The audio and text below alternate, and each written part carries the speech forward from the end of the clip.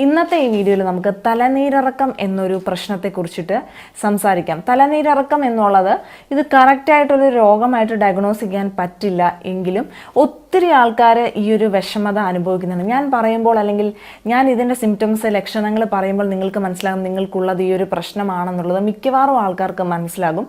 പക്ഷേ തലനീരിറക്കമാണെന്ന് പറഞ്ഞ് ചെന്നാൽ ഒരു ഡോക്ടറുടെ അടുത്തുനിന്ന് കറക്റ്റായിട്ടുള്ളൊരു പരിഹാരം കിട്ടാത്ത ഒരവസ്ഥയും ഉള്ള ആൾക്കാരുണ്ട്. അതെന്താണ്, നിങ്ങൾക്ക് തലനീരിറക്കമാണോ, അതെന്ത് രോഗമാണെന്നൊക്കെ ചോദിക്കുന്ന ഡോക്ടേഴ്സ് തന്നെ ഉണ്ട്, അല്ലെങ്കിൽ ആൾക്കാരുണ്ട്.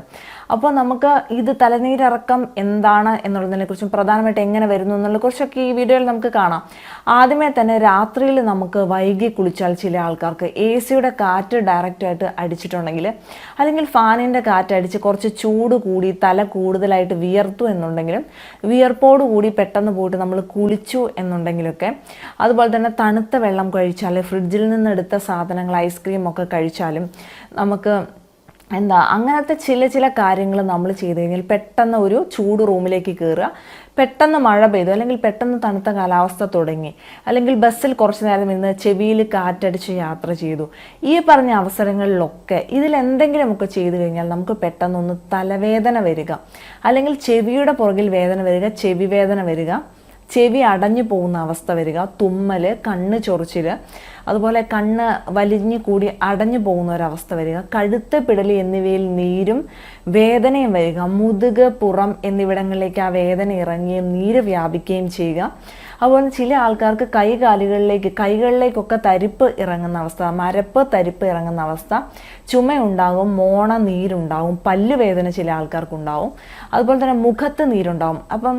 അതുപോലെ പുരുകത്തിൻ്റെ മുകളിലും മൂക്കിൻ്റെ 2 സൈഡുകളിലുമായിട്ടും വേദന ഉണ്ടാവും, ചെന്നിക്കുത്തൊക്കെ പോലത്തെ തലവേദന ഉണ്ടാവും.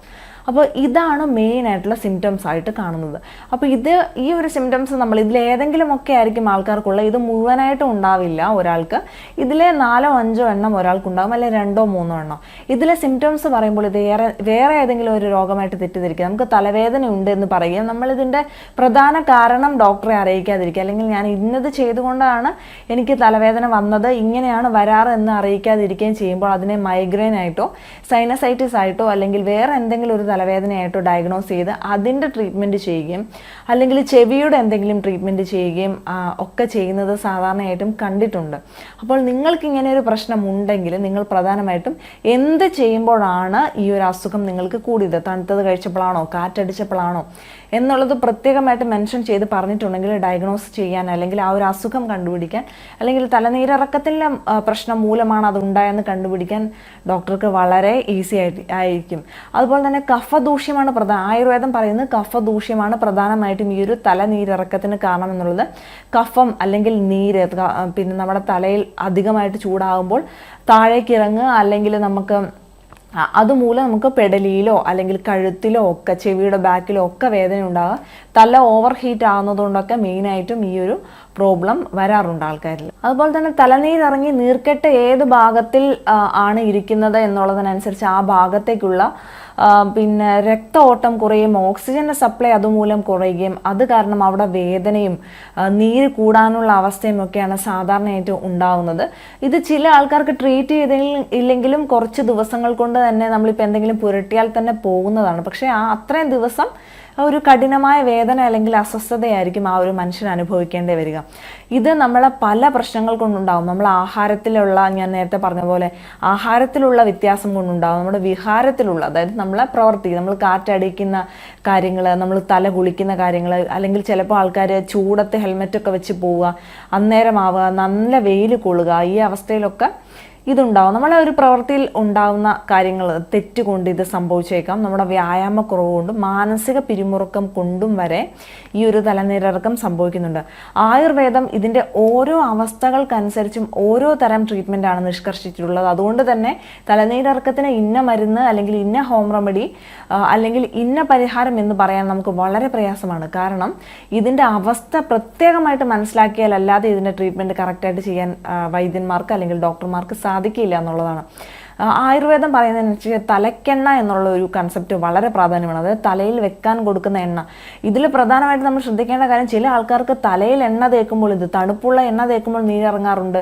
അല്ലെങ്കിൽ എന്തെങ്കിലും ഡൈ ചെയ്യുമ്പോൾ, അല്ലെങ്കിൽ തലയിൽ ഇപ്പം നെല്ലിക്കപ്പൊടി, നീലാമരിപ്പൊടിയൊക്കെ പുരട്ടി കുറച്ച് നേരം നിന്നാൽ തന്നെയും, ഷാമ്പു ഇട്ട് കഴുകിയാൽ തന്നെയും ചില ആൾക്കാർക്ക് അധികം വെള്ളം തലയിൽ ഒഴിച്ചാലൊക്കെ ഈ തലനീരിറക്കം ഉണ്ടാവാറുണ്ട്. അപ്പോൾ എന്താണ് കാരണമെന്ന് മനസ്സിലാക്കി കറക്റ്റായിട്ട് ട്രീറ്റ് ചെയ്യണം. അതിൽ തലക്കെണ്ണ വളരെ പ്രാധാന്യമാണ്. ഒരു എണ്ണ, നമ്മൾ ഏതെണ്ണയാണോ ആ ഒരു രോഗിക്ക് സ്യൂട്ടബിൾ ആയിട്ടുള്ളത് എന്ന് കണ്ടെത്തി അത് കൊടുത്തു കഴിഞ്ഞാൽ പ്രധാനമായിട്ടും തലനീരിറക്കം ഒരു പരിധി വരെ നിൽക്കാനായിട്ട് സഹായിക്കും. അതുപോലെ നസ്യം എന്ന് പറയുന്ന മൂക്കിൽ എണ്ണ ഒഴിക്കുന്ന ആയുർവേദത്തിലെ ട്രീറ്റ്മെൻറ്റും തലനീരിറക്കത്തിന് വളരെ ഗുണപ്രദമായിട്ടുള്ള ട്രീറ്റ്മെൻറ്റാണ്.